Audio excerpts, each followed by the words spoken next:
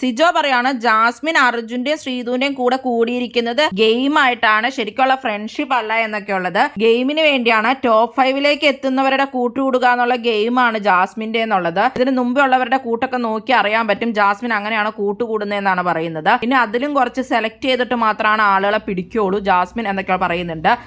അപ്പൊ കൂടുതലും അർജുനോടാണ് എന്നുള്ള രീതിയിൽ അവർ സംസാരിക്കുന്നുണ്ട്. സായി ഉണ്ടായിരുന്നു, നന്ദനയും ഉണ്ടായിരുന്നു. ഗബ്രിയോടുള്ള കൂട്ടുകൂടാനായിട്ട് അഭിഷേകിന്റെ അടുത്ത് ചെന്നായിരുന്നു എന്നാണ് നന്ദന പറയുന്നത്.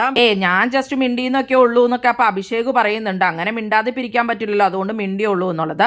സിജോയ്ക്ക് അപ്പൊ ഇഷ്ടപ്പെടാത്തതെന്ന് വെച്ചാൽ ഇന്നലെ ജാസ്മിൻ ടാസ്കിന്റെ ഇടയിൽ പറഞ്ഞല്ലോ അർജുനെ ശ്രീധുവിനെയാണ് എനിക്ക് വിശ്വാസം എന്നുള്ളത്. അപ്പൊ അതൊക്കെ പറഞ്ഞു, അതൊക്കെ ഗെയിം ആണെന്നാണ് അപ്പൊ സിജോ പറയുന്നത്. അപ്പൊ അവരുടെ ഫ്രണ്ട്ഷിപ്പ് ഗെയിം ആണെങ്കിൽ ഇവരുടെ വേണമെങ്കിൽ ഗെയിം ആക്കാൻ പാടില്ലേ? ഇവരുടെ മാത്രം എല്ലാം പക്കയാണ്, കോംബോ അല്ല, ഫ്രണ്ട്ഷിപ്പ് റിയൽ ആണ്, ഒന്നും ഗെയിം അല്ല, ബംഗളൂട്ടിക്കുള്ള പണപ്പെട്ടിയും ബംഗളൂട്ടിക്കുള്ള വീടൊക്കെയാണ്, അതൊന്നും ഒരു പ്രശ്നമില്ല, അതൊക്കെ എതിർ സിസ്റ്റർ റിലേഷനൊക്കെ ഇൻസ്പിറേഷൻ ആണെന്നൊക്കെയാണ് സിജോ നന്ദനോടൊക്കെ പറയുകയുണ്ടായത്.